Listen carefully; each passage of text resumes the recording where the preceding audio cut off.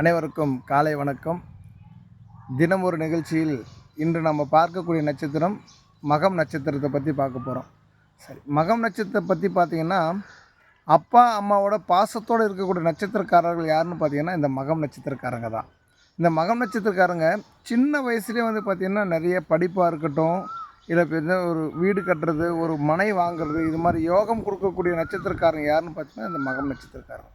அவங்க அறிவு திறனும் சரி, ஆற்றலும் சரி, எப்போயுமே வந்து பார்த்தீங்கன்னா நாளைக்கு என்ன நடக்க போகுதுன்ற ஃப்யூச்சரை பற்றி திங்க் பண்ணக்கூடிய ஒரு நட்சத்திரக்காரர்கள் தான் இந்த மகம் நட்சத்திரக்காரங்க. இந்த மகம் நட்சத்திரக்காரங்களுக்கு இன்னொரு விஷயம் என்னென்னு கேட்டிங்கன்னா, வெளிநாடு போகக்கூடிய யோகம் கொண்டவர்கள் யார் யார் அப்படின்னு பார்த்தீங்கன்னா, முதல்ல இருக்கக்கூடியது இந்த மகம் நட்சத்திரக்காரங்க தான். இந்த மகம் நட்சத்திரக்காரங்க வெளிநாடு போகணும் அப்படின்ட்டு சின்ன வயசுலேயே பிளான் பண்ணி அதுக்கான விஷயங்கள் அவங்க வந்து பார்த்தீங்கன்னா சரியான முறையில் சரியான நேரத்தில் அது வந்து கரெக்டாக கையாளக்கூடிய நட்சத்திரக்காரர்கள் இந்த மகம் நட்சத்திரக்காரங்க அப்படின்னு நம்ம சொல்லலாம்.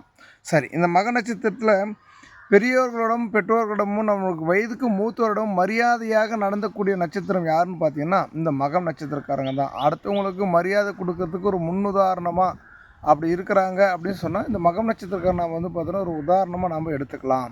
அப்புறம் இந்த மகம் நட்சத்திரத்தில் பிறந்தவங்களுக்கு ஒரு மற்றவங்களை எப்படி உபசாரம் செய்யணும், அவங்கள எப்படி நாம் சரியான வந்து பெரியவங்களுக்கு எப்படியெல்லாம் நம்ம வந்து ஒரு மரியாதை கொடுத்து அவங்கள மரியாதைத்தனமாக நம்ம நடந்துக்கிறோன்ற விஷயம் மகம் நட்சத்திரம் தானாகவே தன்னுடைய இயற்கையாக குணங்கள் அப்படி தான் அவங்க உருவாக்கி இருக்கும் அப்படின்னு நம்ம சொல்ல முடியும்.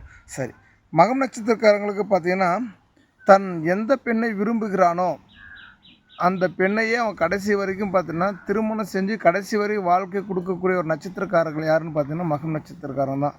இப்போ இருக்கிற காலகட்டத்தில் இது ஒரு பொண்ணாக இருக்கட்டும், ஒரு பையனாக இருக்கட்டும், ஏதோ ஒரு சூழ்நிலை ரெண்டு பேர் விரும்புவாங்க. கடைசியில் வந்து குடும்பத்தில் ஏதாவது சூழ்நிலை பிரச்சனைக்கோசரம் பிரிஞ்சு போயிடுவாங்க. ஆனால் இந்த மகம் நட்சத்திரக்காரங்க வந்து எப்போவுமே ஒரு பெண்ணை திருமணம் செஞ்சுக்கணும், ஒரு ஆணை திருமணம் செய்யணும் அப்படின்னு முடிவு பண்ணிட்டாங்க அப்படின்னா கடைசி வரைக்கும் அந்த ஆணோட தான் வாழ்ந்து காட்டணும் அப்படின்ற ஒரு தீராத ஒரு முடிவோடு வாழக்கூடிய நட்சத்திரக்காரங்க யாருன்னு பார்த்தீங்கன்னா அந்த மகம் நட்சத்திரக்காரங்க அப்படின்னு நம்ம உறுதியாக சொல்ல முடியும்.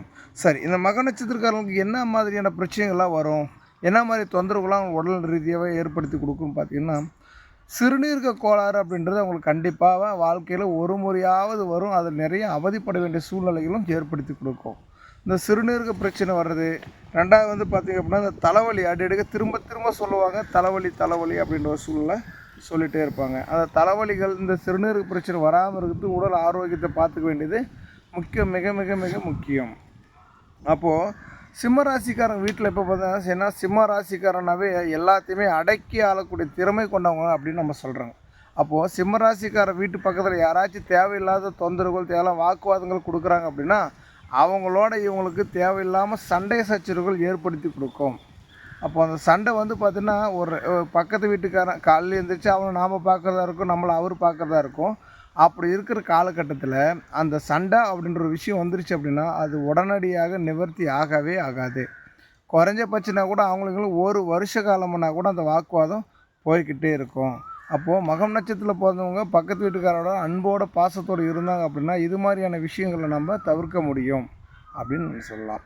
சரி, அடுத்தது என்னங்க அப்படின்னு பார்க்கும்போது மகம் நட்சத்திரம் 3ஆம் பாதத்தில் பிறந்தக்கூடிய நட்சத்திரம் கூட்டு குடும்பத்தில் எப்பொழுதுமே ஒரு பிரிவு உண்டாகும். அவங்க எப்போவுமே ஒரு 10 பேரோடு சேர்ந்து அண்ணன் தம்பி அப்பா அம்மா சித்தப்பன் பெரியப்பா அப்படின்னு சொல்லக்கூடிய எல்லாருமே ஒரே வீட்டில் வாழ்வாங்களா அப்படின்னு கேட்டால் அது கட்டாயம் அது நடக்காது.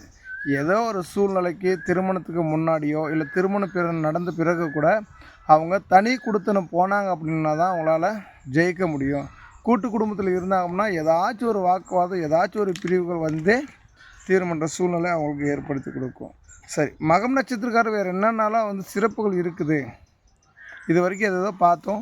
என்னென்ன அவங்களுக்கெல்லாம் வாழ்க்கையில் வந்து பார்த்தா வெற்றி பெறத்துக்கான சிறப்பான அமைப்பு என்னென்ன ஏற்படும் அப்படின்னு பார்த்திங்கன்னா மகம் நட்சத்திரக்காரர்கள் வந்து அவங்களுக்கு உகந்த தேதிகள் என்னென்ன தேதியிலலாம் அவங்களுக்கு அதிர்ஷ்டத்தை கொடுக்கும் அப்படின்னு பார்த்திங்கன்னா மாதத்தில் 1ஆம் தேதி 2ஆம் தேதி 3ஆம் தேதி 5ஆம் தேதி 7ஆம் தேதி 10ஆம் தேதி 14 19 20 21 23 25 28 இந்த தேதிகளில் ஏதாச்சும் ஒரு உத்தியோகத்துக்கு போகிறதோ ஒரு பள்ளிக்கூடத்தில் வந்து பிள்ளைய வந்து ஸ்கூலில் சேர்த்துறதோ இல்லை கல்லூரிக்கு போய் சேர்கிறதோ இது மாதிரியான விஷயங்கள் எது செய்ய ஒரு விவசாயம் ஆரம்பிக்கிறதோ ஒரு தொழில் ஆரம்பிக்கிறதோ இது போன்ற எந்த ஒரு சுப காரியங்கள் செய்கிறதா இருந்தாலும் முதல்ல இந்த தேதிகளில் அவங்க பயன்படுத்திட்டு வந்தாங்க அப்படின்னா அந்த வாழ்க்கையில் அவங்க எடுத்து வைக்கக்கூடிய ஒவ்வொரு அடியும் எடுத்து வைக்கிற ஒவ்வொரு முயற்சியுமே வந்து சிறப்பான முறையில் இருக்கும். அதில் வெற்றி மட்டும்தான் இருக்குமே தவிர தோல்வி என்ற விஷயத்தையே அவங்களால பார்க்க முடியாத ஒரு அமைப்பு இந்த தேதிகள் ஏற்படுத்தி கொடுக்கும். சரிங்க ஐயா, இப்போ வந்து நம்ம தேதியை பார்த்துட்டோம். அப்போது என்னுடைய நட்சத்திரத்துக்கு அனுகூலமான நட்சத்திரம் என்னென்ன, எந்தெந்த நட்சத்திரனால எனக்கு வந்து மிகப்பெரிய யோகத்தை கொடுக்கும் அப்படின்னு நம்ம பார்க்குறோம்னா, இந்த மகம் நட்சத்திர காலங்களுக்கு எப்போவுமே வந்து இந்த உத்திராடம், பூராடம், மகம், மூலம், அசுவினி, பரணி இந்த நட்சத்திர நாள் வரக்கூடிய நாளன்று பார்த்திங்கன்னா எந்த ஒரு காரியத்தையும் செய்தாலும் அதில் மிகப்பெரிய வெற்றியாளராக வருவாங்க. இந்த நட்சத்திரம் அவங்களுக்கு அனுகூலம் கொடுக்கக்கூடிய நட்சத்திர நாட்களாக அவங்களுக்கு அமையும்.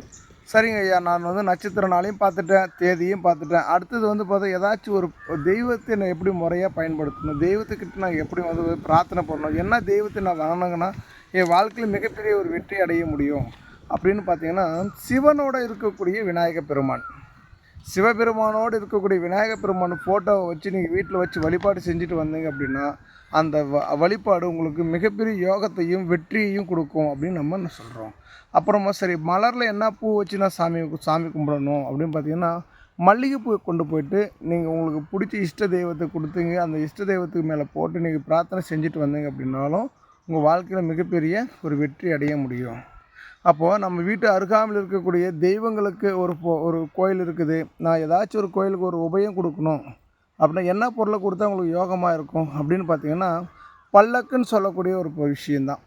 ஒரு சாமிக்கு வந்து பல்லக்கில் ஊர்வலம் கொண்டு போவாங்க. அந்த பல்லக்கு வந்து நீங்கள் செஞ்சு கொடுத்தீங்க, உங்கள் கையால் கொடுத்தீங்க அப்படின்னா அந்த பல்லக்கில் எத்தனை முறை ஊர்வலம் தெய்வங்கள் போகுதோ, அந்த பல்லக்கு எத்தனை முறை அந்த கோயிலில் பயன்படுத்திகிட்டே வராங்களோ அத்தனை முறை உங்களுக்கு வாழ்க்கையில் வந்து மிகப்பெரிய மிக மிக மிகப்பெரிய வெற்றி உங்களால் கண்டிப்பாகவே ஜெயிக்க முடியும் அப்படின்னு நம்ம சொல்லலாம். சரி, பறவைகளை என்ன பறவை சாமி, நம்ம என்னுடைய நட்சத்திரத்துக்கு என்ன பறவை நான் பார்க்கணும் அப்படின்னா, கழுகு. நம்ம ஃபோனில் ஒரு ப்ரொஃபைலாக வச்சுக்கிறதோ இல்லை வீட்டில் வந்து பார்த்தா தூங்கி எழுந்திரிச்சோன்னே கழுகு ஒரு ஃபோட்டோ வச்சுட்டு அந்த ஃபோட்டோவை பார்க்குறதுனாலையோ இது மாதிரியான விஷயங்கள் நம்ம வாழ்க்கையில் மிகப்பெரிய ஒரு வெற்றி அடைய முடியும். அப்போ நம்ம திரும்ப திரும்ப வந்து பார்த்தோன்னா கழுகு வந்து பார்க்கறதுனால நமக்கு யோகத்தை கொடுக்கும் அப்படின்னு நம்ம சொல்கிறோம்.